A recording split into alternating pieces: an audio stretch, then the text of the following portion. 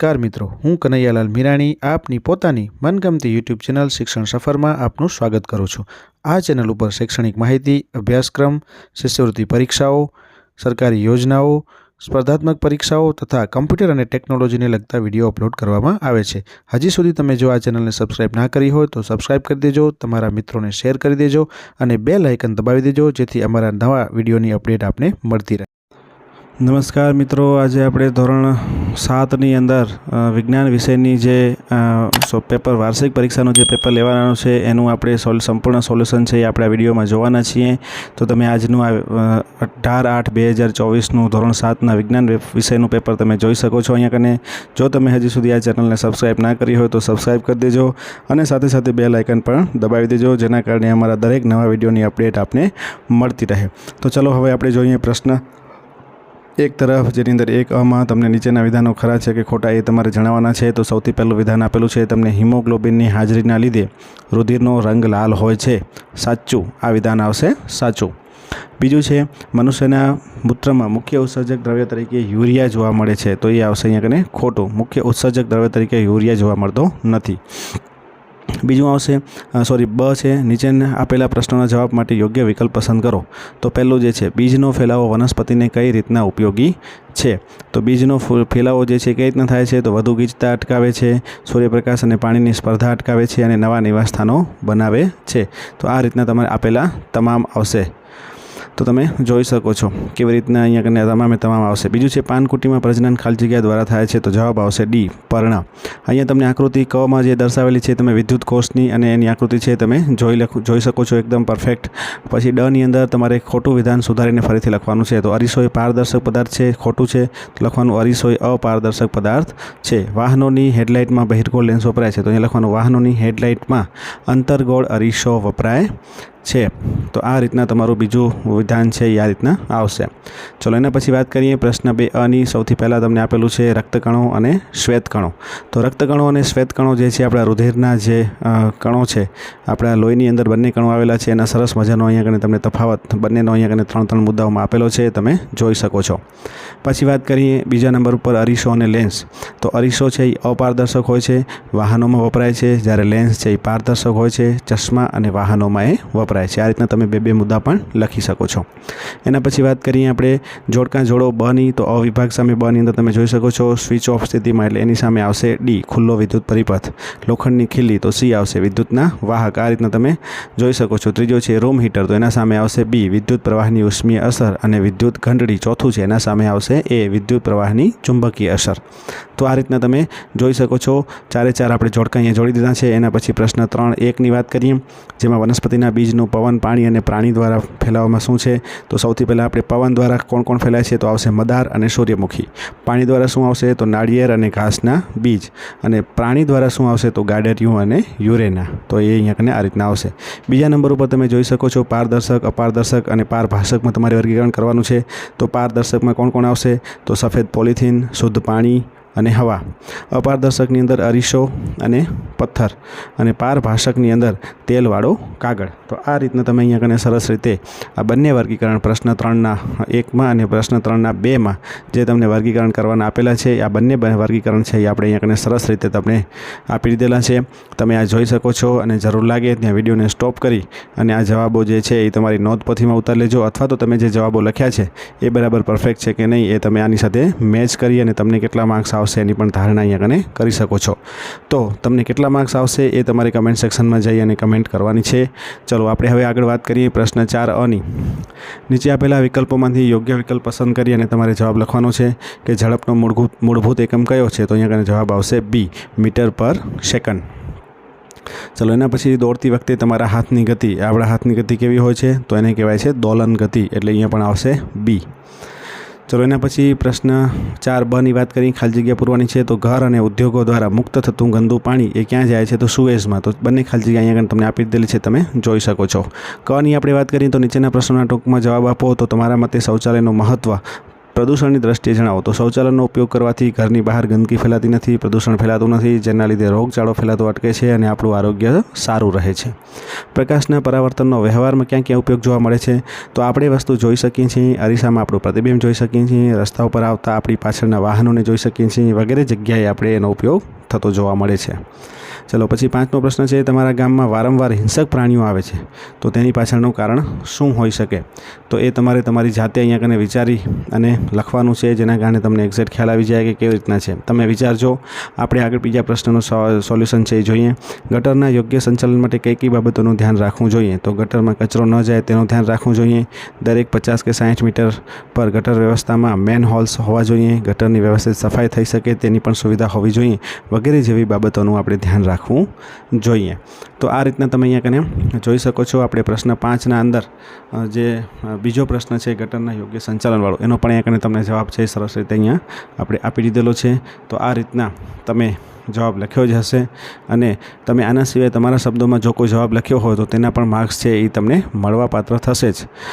તો એ પણ તમને ખ્યાલ હોવો જ જોઈએ, કારણ કે ઘણી વખત તમે લખતા હો તો તમે તમારા શબ્દોમાં પણ તમે લખી શકો છો અને એના આધારે મેઇન જે છે એ વૈજ્ઞાનિક સિદ્ધાંત અથવા તો વૈજ્ઞાનિક બાબતોનો અહીંયા સમાવેશ થયેલો હોવો જોઈએ. તો એ રીતના તમે અહીંયા કને સરસ રીતે જવાબ પણ લખી શકો છો. તો આપણે આ 1 થી 5 પ્રશ્ન જે છે અહીંયા કને સોલ્વ કરી લીધા છે. હવે નેક્સ્ટ એના પછી આપણે છઠ્ઠા પ્રશ્નની વાત કરવા જઈ રહ્યા છીએ. તો છઠ્ઠા પ્રશ્નની આપણે અહીંયા કને શરૂઆત કરીએ તો તમે જોઈ શકો છો છઠ્ઠા પ્રશ્નની અંદર તમને અહીંયા કને વૈજ્ઞાનિક કારણો છે એ આપેલા જણાવવાના છે, કોઈ પણ 4. તો એ છઠ્ઠા પ્રશ્નની અંદર તમને પહેલું જ સૌથી પહેલાં વૈજ્ઞાનિક કારણ આપેલું છે કે આપણે દરરોજ યોગ્ય માત્રામાં પાણી પીવું જોઈએ. યોગ્ય માત્રામાં એટલે શું સૌથી પહેલાં આપણને ખબર હોવી જોઈએ. તો એ તમે 6 પ્રશ્નના જવાબ છે એ તમારી જાતે તમે પ્રયત્ન કરજો, જેના કારણે તમને ખ્યાલ આવી જાય. એના પછી પ્રશ્ન 7ના તમે જવાબો અહીંયા કને આપવાના છે, એમાં પણ કોઈ પણ 4 છે. તો અહીંયા કને તમે જોઈ શકો છો કે ડાયાલિસિસ કોને કહેવાય, પહેલો પ્રશ્ન છે. તો ડાયાલિસિસની આ પ્રક્રિયા જે છે સંપૂર્ણ આપણે અહીંયા કને તમને આપી દીધેલી છે. તમે વિડીયોને સ્ટોપ કરી અને જોઈ લેજો. બીજો પ્રશ્ન છે, પરાગરજના વહનમાં પક્ષીઓ અને જીવજંતુઓ કઈ રીતે ઉપયોગી છે? તો પરાગરજનું વહન કરવાની અંદર પક્ષીઓ અને જીવજંતુઓ કઈ રીતે ઉપયોગી થાય છે તે તમે જાણો છો, તમે ભણી જ ગયા હશો અને એના આધારે તમારે બીજા પ્રશ્નનો જવાબ છે એ તમારી રીતે તમારે જાતે લખવાનો છે. અહીંયા તમને જે પ્રશ્ન આપેલા છે એ ખાસ તમારે તમારી રીતે પ્રયત્ન કરવાનો છે, કારણ કે તમે આ બધા પ્રશ્નો તમારા શબ્દોમાં તમારી ભાષામાં તમે સરળતાથી જવાબ આપી શકશો. અહીંયા છઠ્ઠા પ્રશ્નનો જવાબ જે છે ને તમને અહીંયા આપેલો છે કે જંગલોમાંથી મળતી અહીંયા તમને જો MCB વિશે પણ આપણે અહીંયા સરસ રીતે તમને ખ્યાલ આપી દીધેલો છે, જે ત્રીજો પ્રશ્ન છે. તો MCBનો પણ તમે વિડીયોને સ્ટોપ કરીને MCB પણ વિશે પણ જોઈ શકો છો, જોઈ લેજો. સ્વચ્છતા અને રોગો વિશે જે ચોથો પ્રશ્ન છે એનો પણ તમને અહીંયા સરસ રીતે જવાબ આપણે આપી દીધેલો છે, જે પણ વિડીયો સ્ટોપ કરીને તમે જોઈ શકો છો. હવે જંગલો પૂરને કેવી રીતના રોકે છે તો આ તમે અહીંયા કને જોઈ શકો છો. એનો જવાબ જે છે જંગલો પૂરને કેવી રીતે રોકે છે તે સમજાવો. તો આપણે અહીંયા કને સરસ રીતે આ પાઠ્યપુસ્તકના આધારે તમને અહીંયા સમજ આપેલી છે, જે તમે જોઈ શકો છો. છઠ્ઠો પ્રશ્ન જે છે એનો જવાબ તમને આપણે અહીંયા જ આપી દીધેલો છે કે જંગલમાંથી મળતી પેદાશ કઈ કઈ છે? તો લાકડું છે, જડીબુટ્ટીઓ છે, ગુંદર છે, રેઝિન છે, આ વગેરે કાથો છે, વગેરે જેવા પદાર્થો છે એમાંથી મળે છે. ચલો એના પછી આપણે વાત કરીએ પ્રશ્ન 8ની દાખલાઓ ગણવાના છે. તો એક કાર ઝડપ 70 પ્રતિ કિલોમીટરની ઝડપ છે, તો 2 કલાકમાં કેટલું અંતર કાપશે? એટલે 1 કલાકમાં 70 તો 2 કલાકમાં કેટલું કાપશે? 140 કિલોમીટર કાપશે. તમારે અહીંયા કને ત્રિપદી માંડી અને દાખલો ગણવાનો છે. વીરના ઘરથી શાળાનું અંતર 120 મીટર છે, તો તે અંતર કાપવા 1 મિનિટ લે છે, તો તેની ઝડપ મીટર પ્રતિ સેકન્ડમાં શોધો. તો અહીંયા કને તમે જોઈ શકો છો કે એની ઝડપ શું આવશે? 2 મીટર પ્રતિ સેકન્ડ. આ રીતના તમારે ગણતરી કરવાની છે અને આ જવાબ આવશે.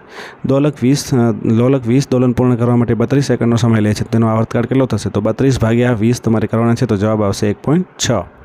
એના પછી આપણે વાત કરીએ આકૃતિ દોરીને નામ નિર્દેશન કરવાનું છે. મનુષ્યમાં ઉત્સર્જન તંત્ર, પહેલી જે આકૃતિ તમને આપેલી છે મનુષ્યમાં ઉત્સર્જન તંત્ર વિશેની અહીંયા તમને જો સરસ રીતે આખી આકૃતિ આપણે અહીંયા બતાવેલી છે અને સાથે સાથે એના નામકરણ પણ અહીંયા કને આપેલા છે, જે તમે જોઈ શકો છો.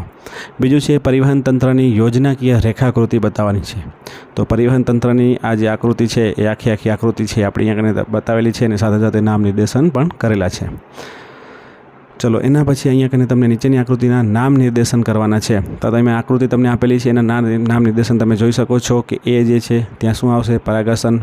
બી જે છે ત્યાં શું આવશે? તો કે પરાગવાહિની. સી છે ત્યાં શું આવશે? બીજાશય. અને ડી શું છે? તો કે અંડકો. તો આ રીતના 4 નામ તમને સરસ રીતે તમને આપી દીધેલા છે, તમે જોઈ શકો છો. તમારે આ રીતના નામ નિર્દેશન કરવાના હતા. આકૃતિ થોડીક પેપરમાં આછી છપાયેલી છે, પણ તમે ABCDના આધારે તમને ધ્યાનમાં આવી જશે. પ્રશ્ન 10ની વાત કરીએ આપણે કે આ લેખ પરથી આપણને કઈ માહિતી મળે છે. તો અહીંયા કને સૌથી પહેલાં શું માહિતી મળે છે, તો વાહન કેટલા સમયમાં કેટલું અંતર કાપે છે તેની આપણને માહિતી મળે છે. કાર 4 મિનિટના અંતે કેટલું અંતર કાપશે, તો કે 4 કિલોમીટર. પછી 5 કિલોમીટર અંતર કાપવા માટે કેટલો સમય લાગશે, તો 5 મિનિટ. અને શું આ કાર અચળ ઝડપે ગતિ કરે છે, તો જવાબ આપણો આવશે હા. આ રીતના તમે આ લેખના આધારે 4 પ્રશ્નોનો જવાબ છે એ લખી શકો છો. પ્રશ્ન 11ની આપણે વાત કરીએ કે કચરાના ઢગલામાંથી કાપડની થેલીઓ અલગ કરવા વિદ્યુત ચુંબક વાપરી શકાય, અને તમારા મંતવ્યો જણાવો. તો જવાબ આવશે ના, કારણ કે કાપડની થેલીઓ પણ બિનચુંબકીય હોય છે અને તે ચુંબક સાથે આકર્ષાતું નથી. અને એ જ રીતના આપણે કચરાની અંદરથી કાપડની થેલીઓ છે એ અલગ કરી શકતા નથી. બીજો પ્રશ્ન છે વિદ્યુત પ્રવાહની ઉષ્મીય અસર સમજાવવા માટેની પ્રવૃત્તિનું વર્ણન કરો. તો બલ્બને પ્રકાશિત કરી તેને સ્પર્શ કરવાની પ્રવૃત્તિ જે તમને પાઠ્યપુસ્તકમાં આપેલી હતી, જે તમે સમજેલા છો, એ પ્રવૃત્તિનું તમારે અહીંયા વર્ણન કરવાનું છે કે બલ્બને પ્રકાશિત કરતાં એ શું થશે, ગરમ થઈ જશે, જે એની ઉષ્મીય અસર દર્શાવે છે. એ જ રીતના પ્રશ્ન, તો આ રીતના તમે અહીંયા કને જોઈ શકો છો. આપણે 11મા પ્રશ્નના જવાબો જે છે, 2 જવાબો છે એ પણ અહીંયા કને તમને સરસ રીતે આપણને અહીંયા આપી દીધેલા છે, જેના જવાબ પણ તમે અહીંયા કને સ્ટોપ કરી વિડીયોને અને આખા પ્રશ્નના જવાબ છે તમે અહીંયા કને ઉતારી શકો છો.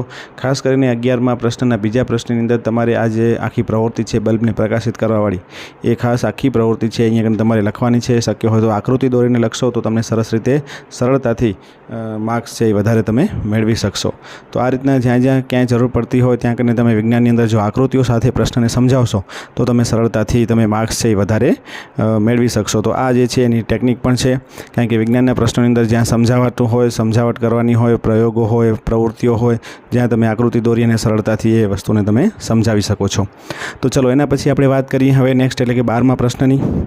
12મો પ્રશ્ન જે છે સૂર્ય ઘડી બનાવવાનું કાર્ય પદ્ધતિ તમારે અહીંયા વર્ણન કરવાની છે. તો તમે અહીંયા કને જોઈ શકો છો. તો આ રીતના તમારે આ સૂર્ય ઘડી બનાવવાનું પ્રવૃત્તિનું વર્ણન છે એ તમારે કરવાનું છે. અહીંયા કને આપણે આ સંપૂર્ણ વિડીયો છે એ આપણે અહીંયા કને પૂર્ણ કરીએ છીએ. તો તમે જોઈ શકો છો આ સંપૂર્ણ વિડીયોનું સોલ્યુશન આપણે અહીંયા કને પૂરું કરી દીધું છે. ફરીથી પાછા આપણે નવા વિડીયો સાથે મળીશું. ત્યાં સુધી તમે બધાએ જે છે આ સંપૂર્ણ સોલ્યુશનના વિડીયો છે જોતા રહેજો, અને આ ચેનલને સબસ્ક્રાઈબ કરી દેજો, અને તમારા મિત્રો સાથે પણ શેર કરી દેજો, જેના કારણે એમને પણ આ બધા નવા વિડીયોની અપડેટ છે એ મળતી રહે. તો તમે બધા નવા વિડીયો સાથે મળીએ ત્યાં સુધી મસ્ત રહો અને તંદુરસ્ત રહો. તો અહીંયા